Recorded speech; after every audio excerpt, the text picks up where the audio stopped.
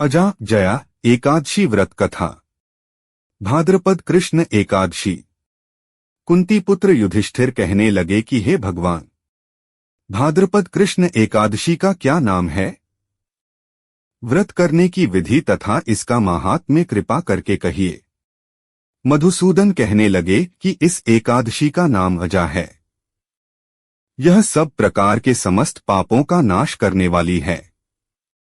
जो मनुष्य इस दिन भगवान ऋषिकेश की पूजा करता है उसको वैकुंठ की प्राप्ति अवश्य होती है। अब आप इसकी कथा सुनिए।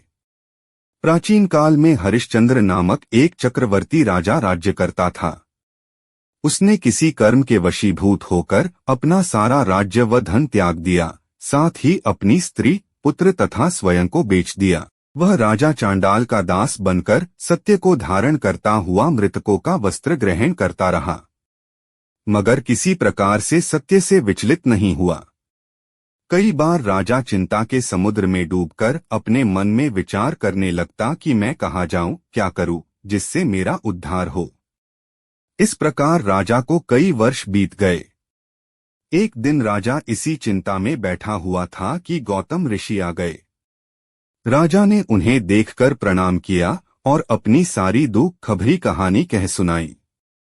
यह बात सुनकर गौतम ऋषि कहने लगे कि राजन, तुम्हारे भाग्य से आज से 7 दिन बाद भाद्रपद कृष्ण पक्ष की अजा नाम की एकादशी आएगी। तुम विधिपूर्वक उसका व्रत करो। गौतम ऋषि ने कहा कि इस व्रत के पुण्य प्रभाव से तुम्हारे समस्त पाप नष्ट हो जाएंगे।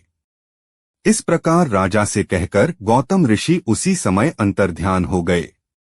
राजा ने उनके कथनानुसार एकादशी आने पर विधिपूर्वक व्रत व जागरण किया। उस व्रत के प्रभाव से राजा के समस्त पाप नष्ट हो गए। स्वर्ग से बाजे बजने लगे और पुष्पों की वर्षा होने लगी। उसने अपने मृतक पुत्र को जीवित और अपनी स्त्री को वस्त्र तथा आभूषणों से युक्त देखा। व्रत के प्रभाव से राजा को पुण्य राज्य मिल गया। अंत में वह अपने परिवार सहित स्वर्ग को गया। हे राजन, यह सब अजा एकादशी के प्रभाव से ही हुआ।